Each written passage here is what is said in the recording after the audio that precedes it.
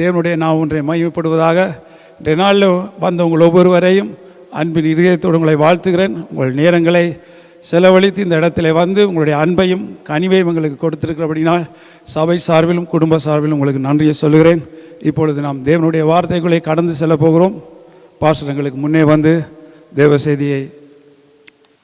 தேவனே நான் உமதண்டையில் இன்னும் நெருங்கி சேர்வதே என் ஆவல் பூமியில். எல்லாம் சேர்ந்து பாடுவோம். தேவனே நான் உமதண்டையில் இன்னும் நெருங்கி சேர்வதே என் ஆவல் பூமியில். மாவலிய கோரமான மண் சிலுவை மீதினில் நான் மாவலிய கோரமான மண் சிலுவை மீதினில் நான் கோவில் தொங்க நேரிடினும் ஆவலாயுன் அன்பை சேர்வேன். நல்ல பிதாவே, அற்புதமான அன்பு தாயாருடைய அடக்க ஆராதனைக்காக தேவ ஊழியர்களாக, சொந்தங்களாக, நண்பர்களாக நாங்கள் கூடியிருக்கிறோம். இது மிகுந்த ஒரு துக்கமான ஒரு நேரமாக இருந்தாலும் வாழ்க்கையின் முடிவு என்பது மரணம் என்பதை நாங்கள் அறிந்திருக்கிறோம். ஆனால் கிறிஸ்துவுக்குள்ளாக வாழ்கிற எங்களுக்கு மரணம் இல்லை. ஏனென்றால் நீ வாக்குத்தத்தம் பண்ணப்பட்ட நித்திய ஜீவன் எங்களுக்கு உரியது என்ற விசுவாசம் எங்களுக்கு உரியது. இந்த நாளிலும் கூட இந்த அடக்க ஆராதனையில் ஆவியானவர் எங்களோட பேசுவீராக. எங்களுக்கு வேண்டிய வெளிப்பாடுகளை தாரும், குடும்பத்துக்கு வேண்டிய ஆறுதலான வார்த்தைகளை தாரும். இது ஒரு மகிமையான ஆராதனையை மாற்றுவீராக. எல்லாம் துதிகன மகிமையெல்லாம் படைத்த உருவாக்கின வரப்போகிற எங்கள் ஆண்டவராக இயேசுக்கே செலுத்துகிறோம். இயேசுவின் மூலம் பிதாவே, ஆமென்.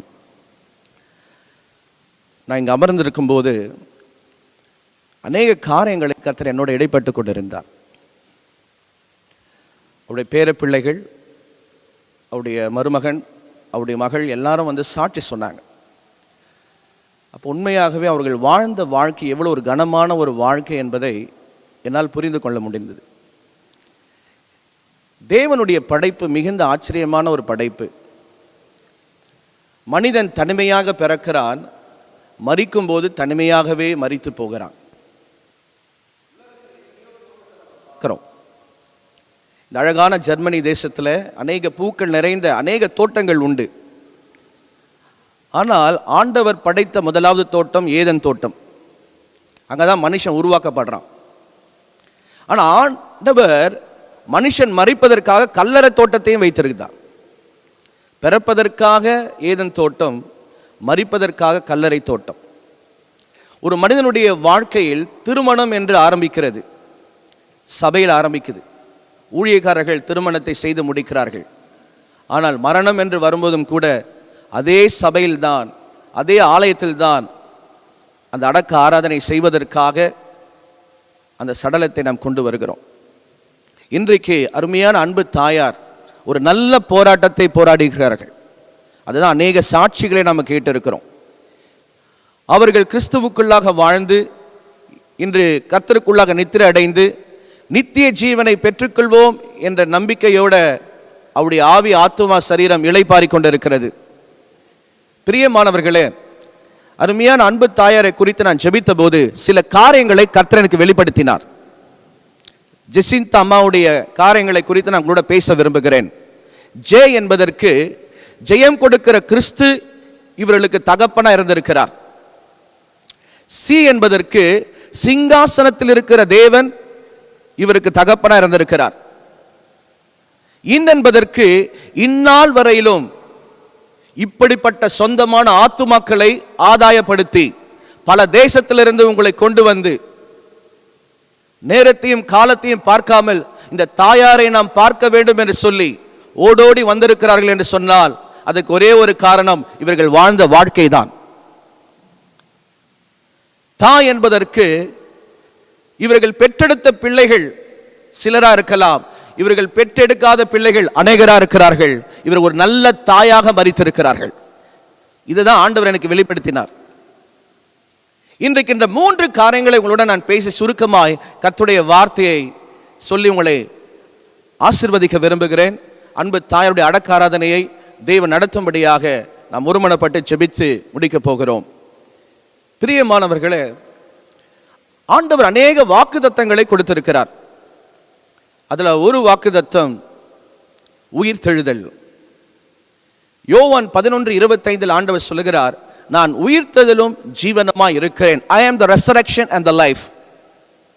ஆண்டவர் உயிர்த்தெழுதலும் ஜீவனுமாய் இருக்கிறார். இந்த உலகத்தில் யாரும் நிரந்தரமாய் வாழவே முடியாது. யாருமே நிரந்தரமாக வாழ முடியாது. கிறிஸ்துவுக்குள் வாழுகிறவர்கள் ஒரு நாள் நித்திரை அடைய வேண்டும்.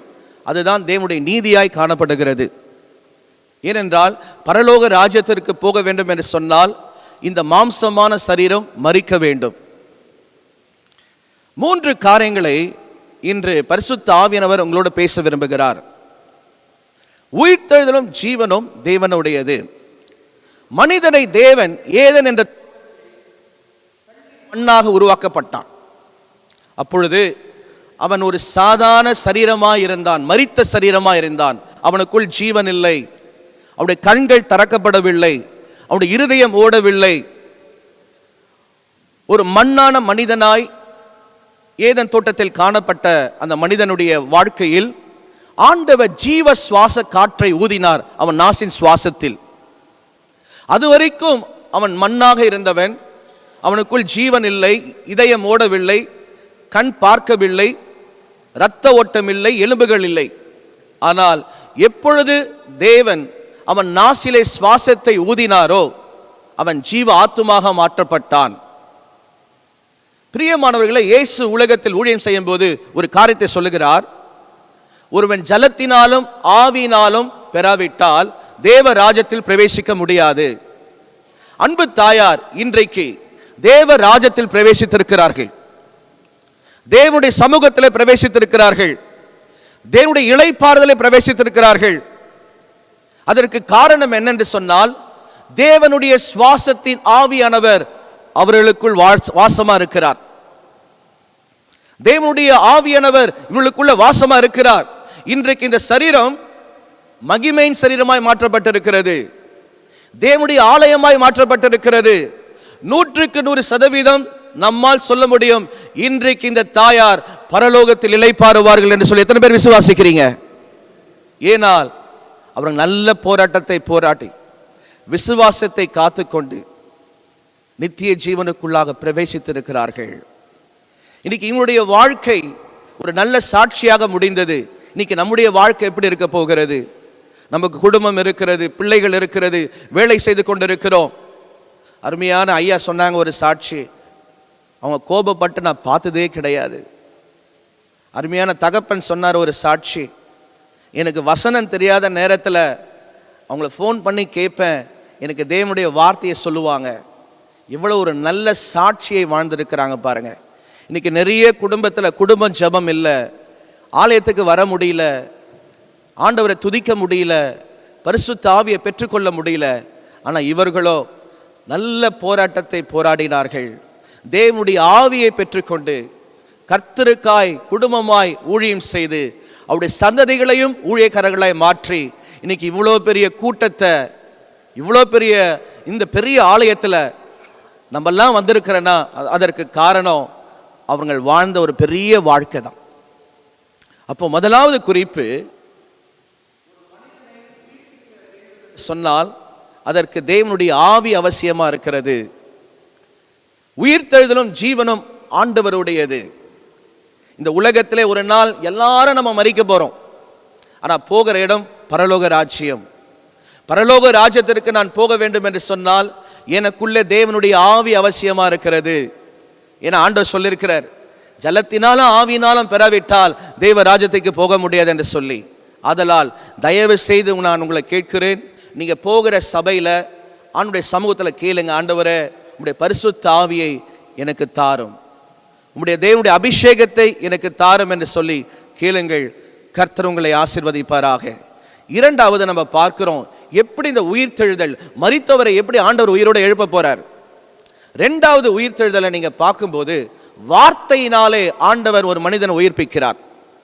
வார்த்தை, மனுஷன் அப்பத்தினால மாத்திரமல்ல, தேவனுடைய வாயிலிருந்து புறப்படுகிற ஒவ்வொரு வார்த்தையினாலும் பிழைப்பான். யோவான சுவிசேஷத்துல 11ஆம் அதிகாரத்துல லாசருவை குறித்து நம்ம பார்க்கிறோம். லாசரு அடக்கம் பண்ணப்படுகிறான். 3 நாட்கள் ஆகிறது. இன்றைய தொழில்நுட்ப நாட்களிலே ஒருவர் மரித்தோர் என்று சொன்னால் 1 மாதம் காலம் வரையிலும் வைத்துக் கொள்ளலாம். அந்த நாட்களிலே அப்படிப்பட்ட தொழில்நுட்பம் இல்லை. 3 நாட்கள் ஒரு குகைக்குள்ளாக அடக்கம் பண்ணப்பட்டு இருக்கிற ஒரு சரீரம். இந்த செய்தி ஆண்டவருக்கு வருகிறது. வேதம் சொல்லுகிறது, மார்த்தாலும் மரியாளும் அழும்போது ஆண்டவரும் கூட சேர்ந்து அழுதார்.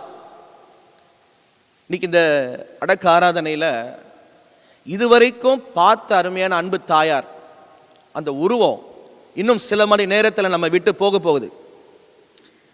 எவ்வளோ வேதனையா இருக்கும் தெரியுமா? இன்னைக்கு அருமையான ஐயா ஒரு சாட்சி சொன்னாங்க. இனி அவருடைய வாழ்க்கையில நினைச்சு பார்த்துட்டே இருப்பார்.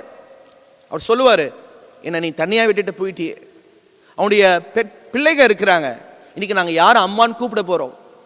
அந்த மன வேதனை, அந்த துக்கம் அவர்களுக்கு மாத்திரம்தான் தெரியும். இயேசுவை பார்த்தவனே அவர்கள் கலங்கி போனார்கள். வேதம் சொல்லுகிறது, ஆண்டவரும் அவர்களோடு கலங்கினார், துக்கப்பட்டார், வேதனைப்பட்டார். அப்பொழுது ஒரு வார்த்தை சொல்லுகிறார், நீ விசுவாசிக்கிறாயா? உயிர்த்தெழுதலும் ஜீவனும் என்னுடையதன் விசுவாசிக்கிறாயா? ஆமா ஆண்டவரே, நான் விசுவாசிக்கிறேன். கல்லறை தோட்டத்துக்குள்ளாக இருந்த லாசருவை பார்த்து ஆண்டவர் சொல்லுகிறார், லாசருவே நீ எழுந்து வா. வார்த்தையினாலே அவன் உயிரோடு எழும்பி வருகிறான். முதல்ல நம்ம பார்த்தோம், ஆவியினாலே உயிரோடு எழும்பி வருகிற ஆதாமை பார்த்தோம். இரண்டாவது, வார்த்தையினாலே உயிரோடு எழும்பின லாசருவை நாம் பார்க்கிறோம். அதனாலதான் சபைக்கு போய் வார்த்தையை நம்ம கேட்கணும், வேதத்தை வாசிக்கணும். வானமும் பூமி ஒழிந்து போனாலும் கர்த்தருடைய வார்த்தை ஒழிந்து போகாது. கடைசி காலத்திலே நம்மை நியாயம் தீர்ப்பது கர்த்தருடைய வார்த்தை. இன்னைக்கு இருக்கிற காலங்களில பைபிள் வாசிக்க நேரமே இல்லை. நான் தாழ்மையா சொல்லுகிறேன், கடைசி காலத்தில் வாழ்ந்து கொண்டிருக்கிறோம். ஒவ்வொரு தேவ பிள்ளையும் வேதத்தை வாசிக்கணும், சபைக்கு நீங்க போகணும், கர்த்தருடைய வார்த்தையை நீங்க கேட்கணும். ஏன்னா நமக்கு பாதுகாப்பு தேவனுடைய வார்த்தை மாத்திரமே. அதுதான் நம்மை உற்சாகப்படுத்தும், அதுதான் நம்ம பரலோக சமூகத்தில் கொண்டு போகும். இந்த காலை வேளையில இந்த அடக்க ஆராதனை வந்திருக்கிற உங்களை ஆராய்ந்து பாருங்க. ஆண்டவரே, நம்முடைய பரிசுத்த ஆவியை பெற்றிருக்கிறேனா? ஆண்டவரே, உம்முடைய வார்த்தைக்கு நான் செவி கொடுக்கிறேனா? உம்முடைய வார்த்தையின்படி நான் வாழ்கிறேனா? அன்பு தாயார் வசனத்தின்படி வாழ்ந்தார்கள். அதுதான் அவங்க சாட்சி சொன்னாங்க. வார்த்தையின்படி வாழ்ந்தார்கள். அவங்க சொன்ன ஒரு சாட்சியில நீங்க ஆழமா கவனிச்சீங்கன்னா தெரியும், அவங்க கோபப்பட்டதே இல்லை, ஆவின் கனியை பெற்றிருந்தார்கள்.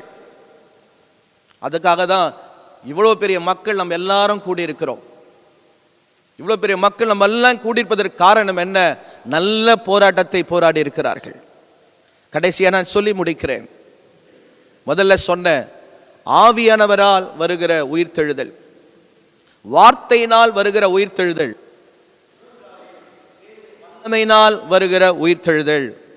ரோமர் 8ஆம் அதிகாரத்தில் பவுல் சொல்லுகிறார், ஆண்டவராக இயேசுவை மரித்தோரிலிருந்து உயிர்ப்பித்த தேவனுடைய ஆவியானவர் உங்களுடைய சாவுக்கேதுவான சரீரங்களையும் அவர் உயிர்ப்பிக்க வல்லமை உள்ளவராக இருக்கிறார். நம்ம சரீரம் மண்ணுக்கு போகிற ஒரு சரீரம். ஆனா மண்ணுக்கு போற சரீரத்தை பொன்னாக மாற்றுகிறவர் தான் நம்முடைய ஆண்டவர். அதுதான் நம்முடைய தேவன். மரித்தோரையிலிருந்து உயிரோடு எழுப்பின தேவனுடைய வல்லமை இன்றைக்கு நம்மையும் உயிர்ப்பிக்க வல்லமை உள்ளவராக இருக்கிறார். நமக்கு எல்லாம் தெரியும், ஆண்டவர் சீக்கிரம் வரப்போகிறார். வேதாகமத்தின் அடின்படியாக அவர் வரும்போது எக்கால சத்தம் தொனிக்கும் பரலோகத்தில். அப்ப முதலாவது மரித்தோர்கள் உயிரோடு எழும்பியிருப்பார்களாம். எவ்வளவு ஆச்சரியம் பாருங்க.